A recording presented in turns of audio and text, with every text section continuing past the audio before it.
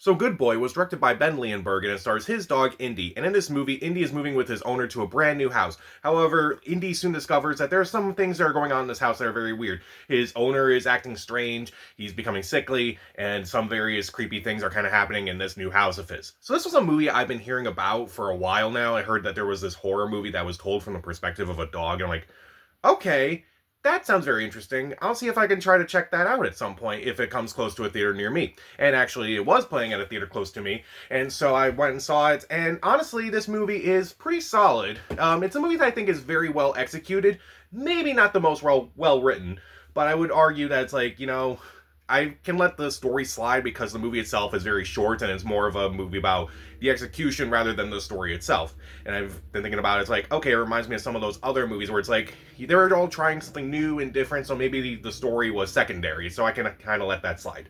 But let's start off with the things I do like about this movie. Indy. Indy is great through this movie. Indy carries the movie entirely. He's perfect. He's a good boy. Meanwhile, I do think that this movie does put in a lot of effort, despite the fact that this movie is only about 70 minutes long. If you stay for the after credits, there is a little bit after the movie where it's like, oh, this movie actually took a lot of time.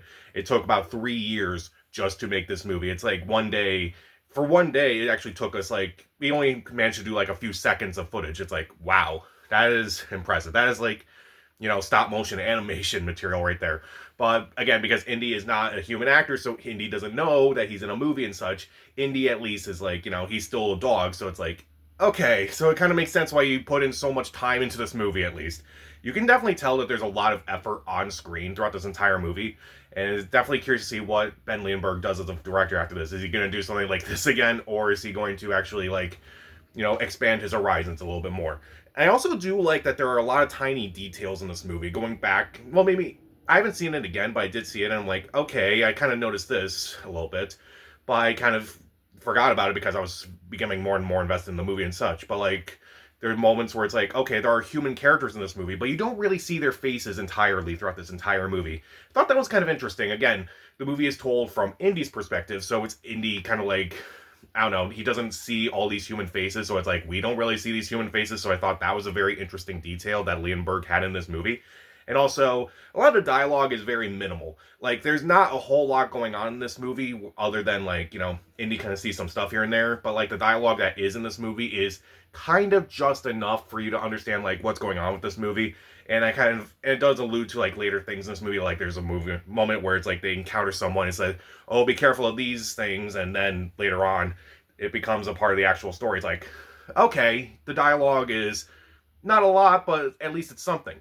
So again, this movie is also very short too. It's like, in this day and age where there are a lot of very long movies, this movie is only about 70 minutes long, which I'm surprised. And I think they only added that little bit afterwards to kind of make it more feature length, but that's beside the point.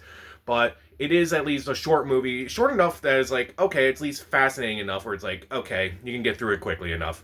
And I would argue that this movie, again, the story itself is not very well defined, it's not well developed, but again, I think it's more because they are trying something new. I kind of don't mind that with a movie like this because, like, they're putting so much effort behind the camera. Maybe they're not really doing so much with the actual script. So it doesn't bother me so much that they're doing it. The score is also very well done as well. It's very creepy, it's very eerie, it's kind of unsettling. And I do think that there are interesting camera movements throughout this entire movie as well. But let's talk about a couple of things I don't really like in this movie. Again, the script is not very well developed.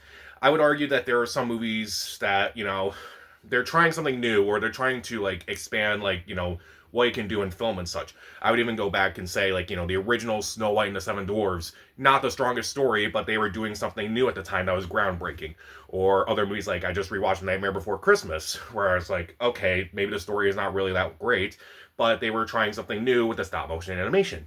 Or Toy Story, not the biggest story out there, but they were doing something new with animation. I would even say something like Avatar, where it's like, again, the story of Avatar is not really that great, but at least it was visually impressive.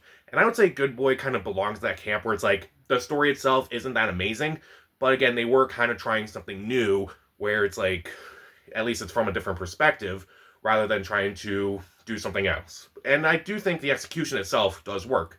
Also, despite the fact that the movie is only about 70 minutes long, there are a couple moments where it's like, it does kind of slow down a bit. And that's kind of weird for a movie that's only about 70 minutes long. But I do think that this movie is a very fascinating movie to watch at some point. If you love dogs, go check this movie out. If you love horror movies, check this movie out at some point.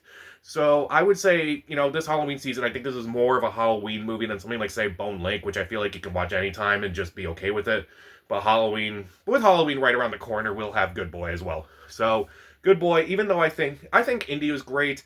I think there's a lot of effort put in this movie. There's a lot of really small details where it's like it actually adds to the movie quite a bit and actually adds to this perspective a lot more. The score is well done. It's very well shot.